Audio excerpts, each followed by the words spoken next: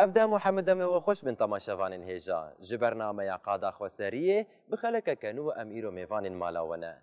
لروجاوای کردستان و باکور و روجلات سوریای هر وها لسر آستا گشتی سوریای خبات جهرنگ جبا آزادیا ریبرا پوتین مشاندن جناباوان خباتان دامزراندن انسیاتیفا سوری یا آزادیا ریبر عبدالله اوجلانه کو ایرو مقصدا میه امه درباسی ناوا ناوند انسیاتیفی ببن کارو خباتن وان جنز ببناسن لبله وکه هر جار دربار انسیاتیفی ده ما دوسیه که داناسین کرد آماده کریه امه به هفدوره لی تماشا بکنه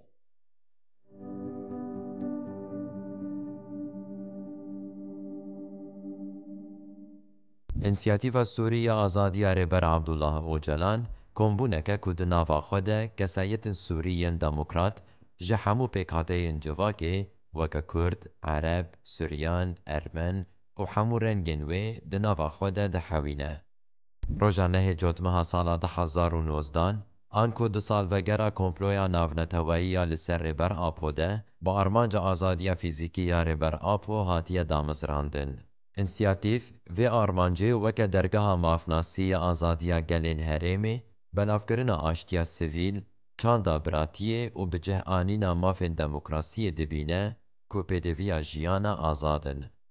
جه خباتن وین بنگهین دانینا تکلیان به پارتی، سازین جواکا سویل، کسایتن باندورکر، اکادمیسین، نویسکار، رامانور، مافناس، رامیار، روشنبیر، زانیار و اولداران رایه. هر وها خوگهاندن هاوال و هفرین ریبر آپو بجارده جواکا سوری دولت و ریخستن نافنتوایی به هامان آرمانجیه. لکلکاوی جی دانینا راپور و دانین آسایی درباره ریبر آپو ده و آماده کرنا لیکولین مافناسی درباره روشا ریبر آپو و بن پیکرین کج آلی دولتا ترک و دماف ریبر آپو ده پیکاتنه. هر وها لدارخستن و بجداربونا حمو خبات و چالاکین کج بو آزادیا فیزیکی ریبر آپو تینه کرنده.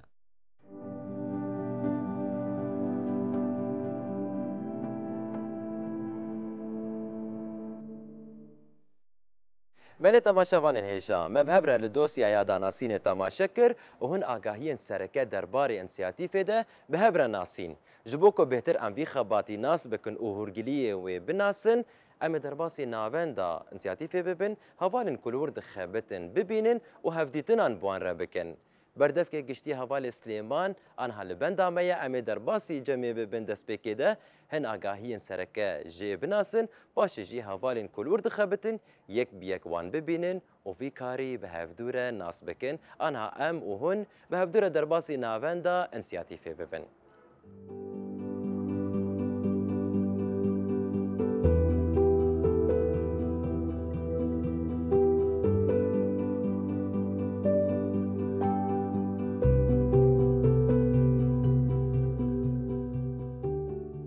مرحبا عندما خوش به روج باش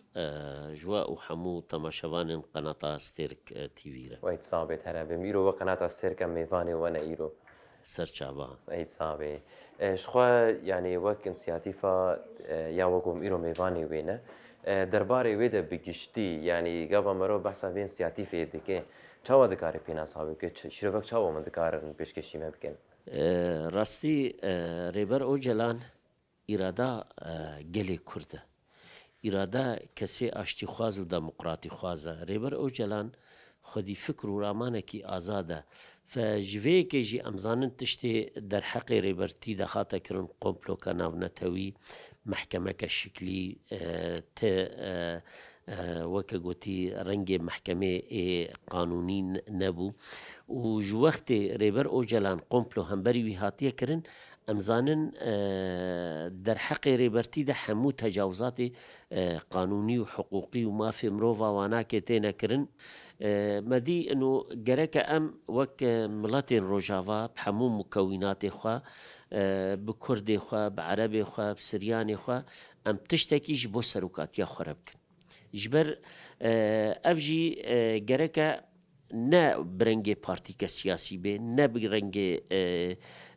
ریخستنه که جواکی و لوتنگ به جوه که جمدی انو وک انسیاتیفه که ئەنسیاتیفێک وەرێ چێکردن هەر کەسێکی ئاشتی خواز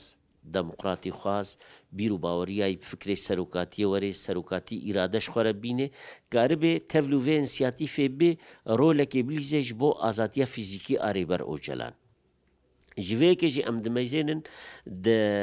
نهێ مەها دەهادا 2019دا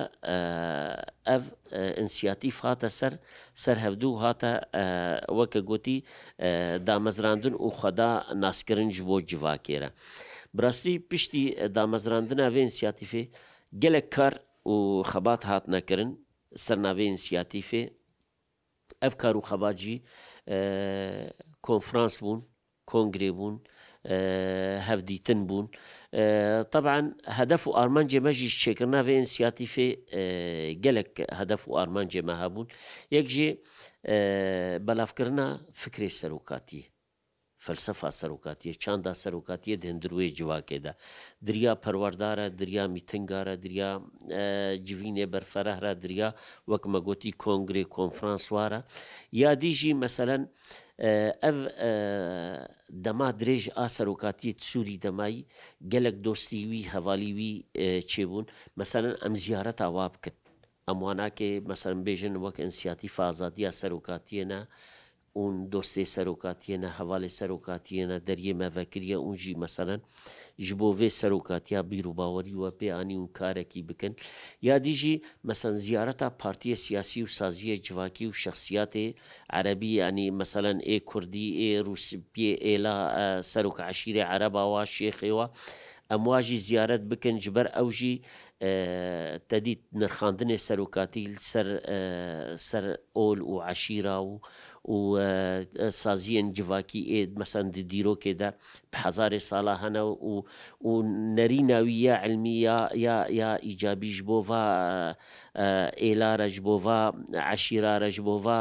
saziyê ha re yan ê civakî got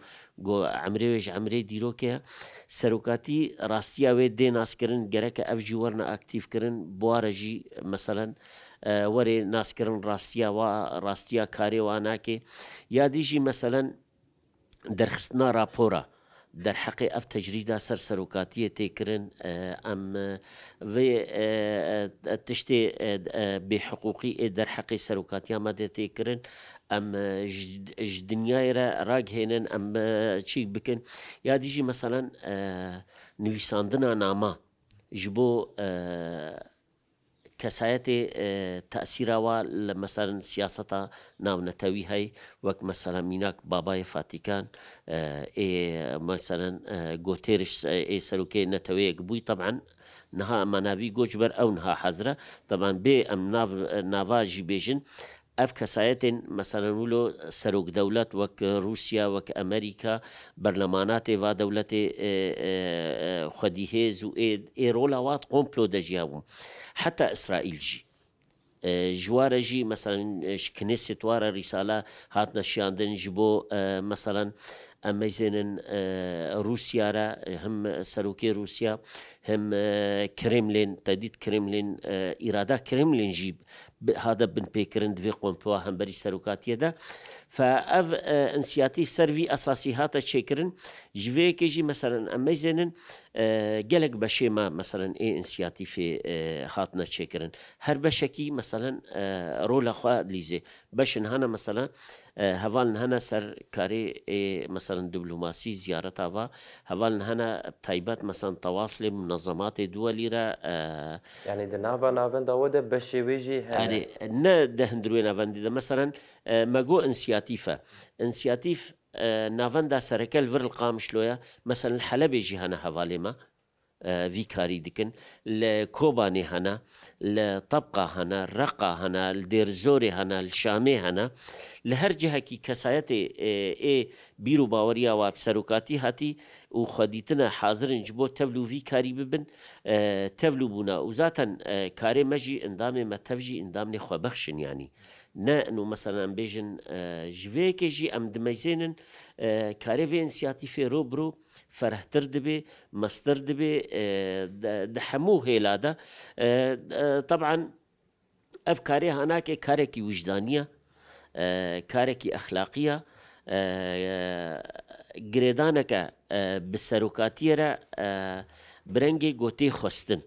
يعني جوێکێژی ئەم دمەزێنن ئینسانێمە مەسەرەن چالاکیە گۆچێ دبن دریا ئەنسیاتی فاگەرە یان چالاکیە گۆچێ دبن مەسەرەن ڕێخستن و سازیە مەی جواکی واناکێ یان مەسەرەن ساڵڤەگەرا قۆمپلۆدا یان وەکە گوتی مناسباتێ جودا جودا ئێگۆ مەسەرەن تێنە بیرانی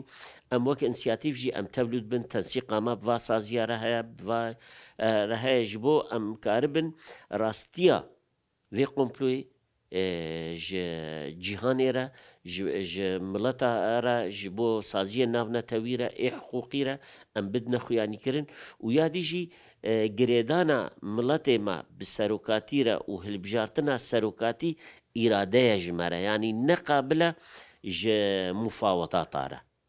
nîqaş têde nabe fejveyekê jî em wek inisiyatîv em hewl didin xwe bigihêne her kesî û em ê karê xwe berdewam jî bikin hetan bikin hedef û armancê xwe azadiya fîzîkî a rêber Ocalan. karê we karekî pîroz e ji xwe li gor bê yanî gor ve got got hevalê me li vê derê anha navendê hezir hene ne rast em dikarin derbasî cema bin karê wan jî nas bikin baştir her hevalekî karê xwe îfadekê wê çêtir bê me pênasîke giştî me dar bikirin wekî dî her beşekî hevalekî wê bihtir karibê karê xwe îfade bike wê ji me bihtir jî karibê bênê ziman yanî giştî wilo wek bêje dergeh ji me ve kir em ê derbasî wê de xweş ber wê me hatin pêşî cema û em ê derbasî wir bibin ser çava ey sabê eger tu rê bidê me em ê herin kerem kir sabê te herbê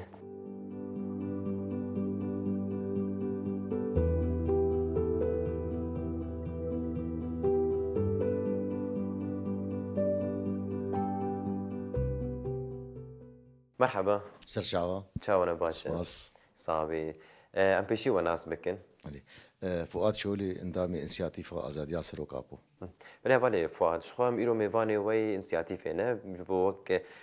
تلڤیزیۆنا سێک تیڤ بەرنامە قادا خواسەریە ماتنە vê ئینسیاتیفێ ناز بکەن دەربارەی ئینسیاتیفێدە تایبەت خەباتی گۆون تێدا دخەبتن ون دikarin çi agahiya bidin me سەرچاوە هاتنە بڕاستی دەماگە حملە هات ڕاگەاندن چخۆ تێ ناسکردن یان هەفتێ و چار ناوەندا دێ هات ڕاگەاندن لە گۆری تەمەنێ سەرۆک گۆچاغی لەڤر ژیمەژی ڕاگەهاند ئەو حملایە و مەلگۆری وێ نامە خۆسەم کارکی بەرفرە ئەم هەم دناو ملەت دێ و هەم ناو سازیا دێ و هەم دناو پارتیە پێکهاتیێ باکوور ڕۆژهەڵاتی سووریە دێ مەلگۆری وێناژ مێژی ئەو کارمە کرد وەک دەستپێکی ناماک هەبوو ئەو نامایە زمان ئینگلیزی بوو مەخواست ئەموێ نامێ دریا سازیە سازیە ڕێڤەبەریا خۆسەر دێ و هەم ئێ پارتیێ پێکهاتیە منتیقێ دێ ئەم وان بگینە وان سازیە ناودەوڵەتی وێ نامەهانێ نامە زمان ئینگلیزی بوو تقریبا هەشتێ سازیامە بەلا کرد ئەو نامانە ئەمە و ئالیکاریە هەواڵە ئەو سازیانە دریا ئەو نامایە دریا وان سازیار گیان وان سازیە ناودەوڵەتی ئێک خۆدی باندۆرن دنیاە دێ پێ وێنارە پارتیên nav partiya dijî ew ji xwe me kar kir ew name me bedawan û him bokê din jî me hevdîtin bi wan re me çêkirin ji bo em dikaribin heqîqeta serokatiyê û tiştê serokatiyê dibe ew tecrîza ser serokatiyê ak dewleta Tirkiye ser nav ferd kiriye 4 sala zêdî 4 sala me tiştek serokatiya xwe yanî me nizanî vê ka çawe rewşa wîna tecrîdeke pir ew bû yani birastî wan ewan jî birastî yanî alêkarî pir merkirin û piştgiriya wê hemlê wan jî kir li gor karek me nav wan de me kirin bi dû wê nadê me xwest em saziyê olî di mentiqê de jî em ziyareta wan bikin em hevdîtina wan bikin ew jî birastî me kirin him nav sazê ê Silmana de him ê Zîdiya him ê Xristiyana de Xristiyan bi Ermen û Aşûr û Siryan yanî me nav wan jî me pir me hevdîtin bi wan kirin birastî wan jî piştgirî daxuyanê kirin وكيدن بروسيبيه منطقيه ده وك شيوخ عشائر هذا اغي كرد هذا مدنا وانا جي هفديتن ما كرن و وانجي براسي جالي خد تخسير نكرم تفايق ما اوديتن تخسيريتن ابو براسي يعني كاري و براني حمد علي تكليا ديا تكليا دناف جواكي و إيلي و بيك هاتي وان ديا بلي راسته مد علي دما او كارا مكر وتقريبا هما جها ارمانجي اما هي جيرت في ام هي جبر دوام بكن وهي باشتر شو أرمانجا سركة ويا هري مزن أزادية فيزيكية ريبر أخويا بلي راسته او كاري ما تفتش بو فيك أري يعني سروك ابو ازاد نبي امجي ازاد نابن ازاد يا قال لي كرد ازاد يا سروك ابو ري يعني راسته يعني راسي باشا أم سركفنيش كاري ورد خوازن سپاس. وأم جي أم دستك بيكايش خد دوزا محموها يكا دي خطي دم تماشن أبدا مروجك بيكين في أرمانجا أخويا سپاس بقالك سباس بوبا سپاس باش. مرحبا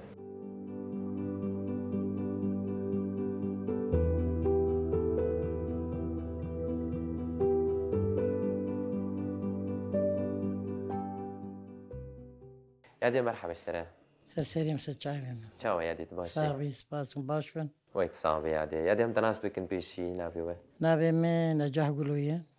سرچاپا يا دي اندامان سیاتیفا آزادیاری براپون سرچاپا يا دي شخوم جي ميفاني وانا ميفاني انسياتيفينا اهلا وسهلا صعبي خيراتم صعبي ترابي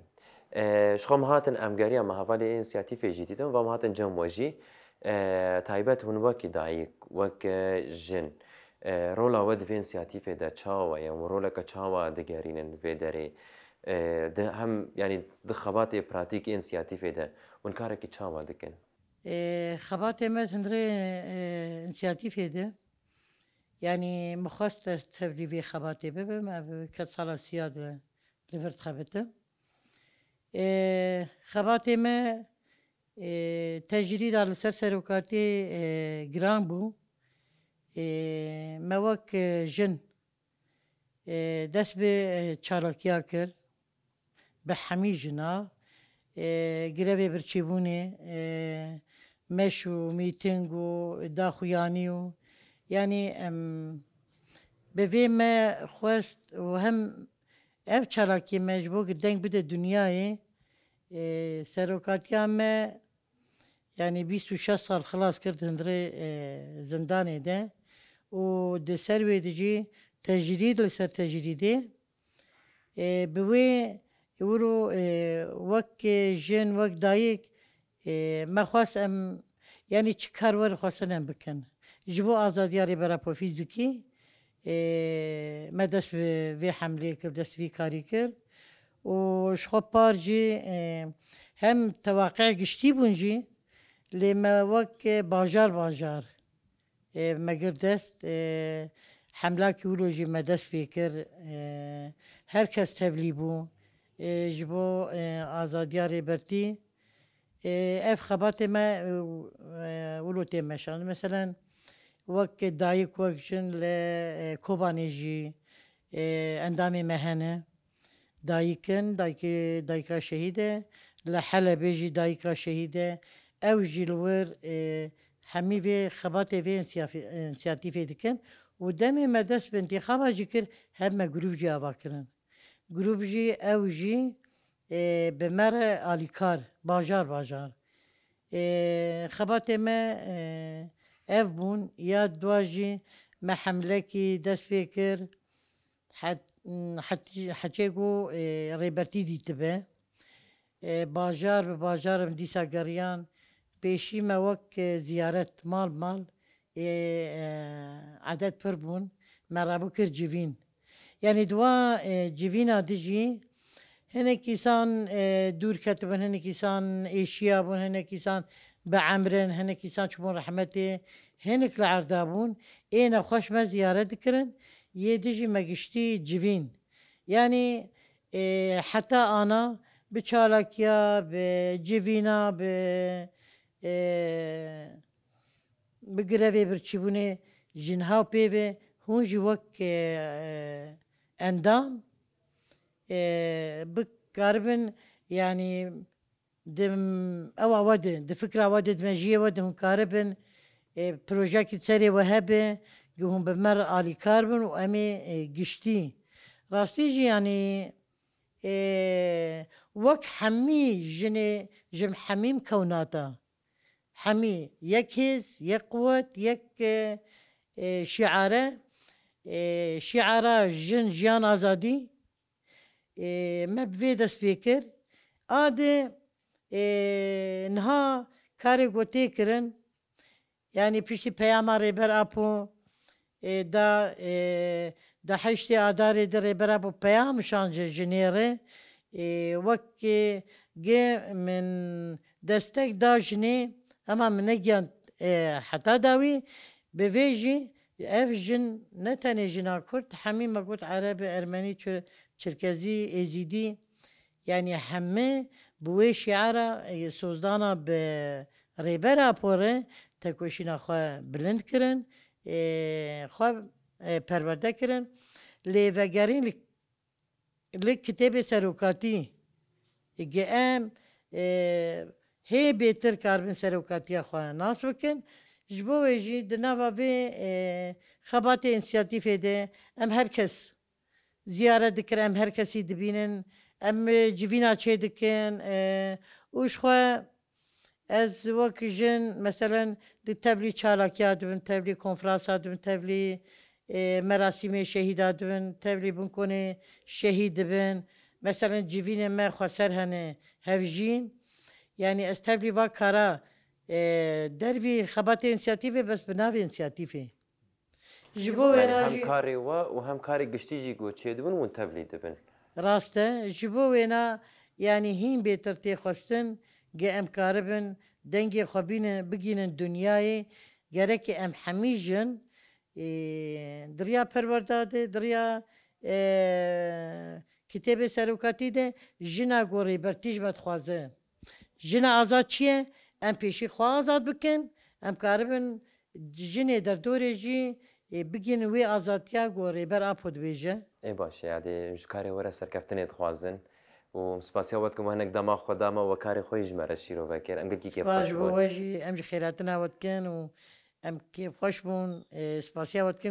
واجی ام دعوی برنامه خو کرن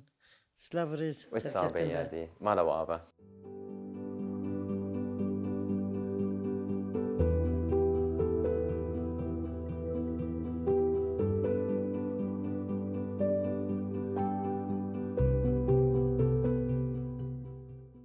أوسا مرحبا أهلا وسهلا سرچاوام خيراتنا صابي ناف خير دبي أم بيشي وناس بكن جولستان إبراهيم هيبو انداما انسياتيفا ريبر عبد الله أوجلان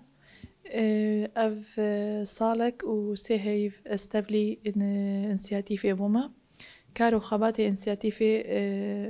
دسبيكي تشتكي وصاوك جرانية كبو يعني ونجي زانن انسياتيفا سروكاتي جي مسؤوليتك يعني هر كس نكارا في باري راجية ده هيدي ام فيربونا يعني فيكاري ودسبيكا هناك استبلي بومي بكونفراسة كما انسياتيفي ما تشكر الرقاية بشرة كارو خبات انسياتيفي اي فيدري شخو از الفيدري كاري تكنيكي دكم روجانا آخفتني سروكاتي از دقرمش برتوكي ويناكي جبار زماني هربين جبار زمان كما برنجكي قالبي دات خمسر مال بريخ وكردي عربي تين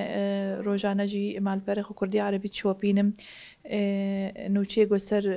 سروكاتي دات كيفن وكا بيجي يعني أول بأول جبو أم بنوشارة يعني أكبن آمدبن شخوا أرمان جامعة زدية ريبر عبد الله وجلانا أم كارو خباتي خوفا قلك كارو خباتا أم تبليبوني دا وكا مشا وكا وكونفراساتا وكا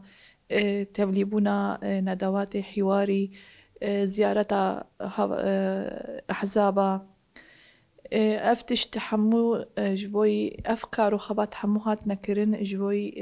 أزادية ريبر عبد الله وجلان برتوكي ريبر عبد الله أوجلان تينا خواندن جبو اف سروكاتي بناس كرن يدي كسي ناس نتكر سروكاتي كسي نزان بو شدا خوازيا وإناك بشتي برتوكي إناك اف روجانا اف أقوالين دادخن تينا بلاكرن هر كس إيدي تشوبينا أخفتني وينا كدبينا يعني دبينا ريبر عبد الله أوجلان روبرود عرفن سري دبيجن أفكس دعوة أشيتيت كر دعوات براتيا قلات كر يعني برتوكي وينا براستي أف أخفتني مجي درتخن أخفتني جرينجينة أخفتني قوم دردخنجي حمو بمناسبات رقيت كرين مثلا هر مناسبة كي أخفتنا سروكاتي تيدا تشبو مثلا نها هيدي نيزيكي مناسبة كي دبن استشهادة معصوم هبال عقيد دبن أخفتني سروكاتي درباري ويدا هيا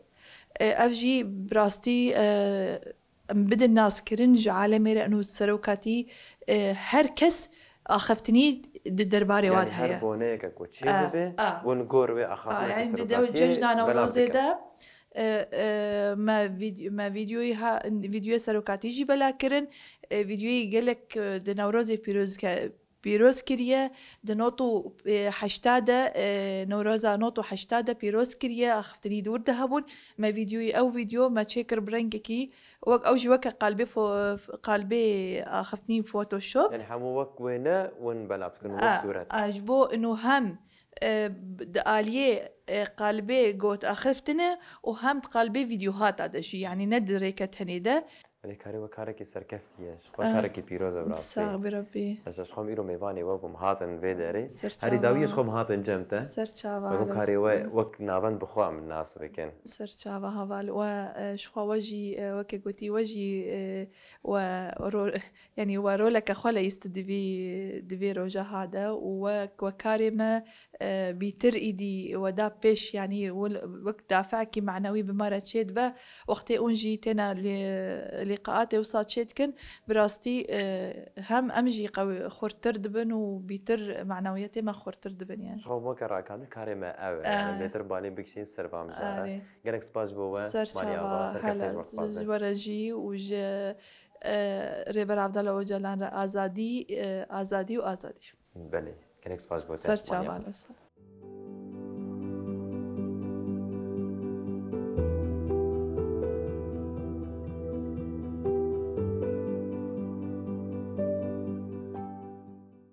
لفر امگر خویا لناوندا انسیاتیفا سوری یا آزادیا رهبر عبدالله اوجلان بداوی دکن ام دگیجن داویا خلقا خواه جفر حیانی خلقا بیل بندا مبن بمجارک نو جارک دن ام میوان مالاو بن بهیویا آزادیا فیزیکی یا رهبر آپو ام خاطر خوش و تخوازن بخاطر وه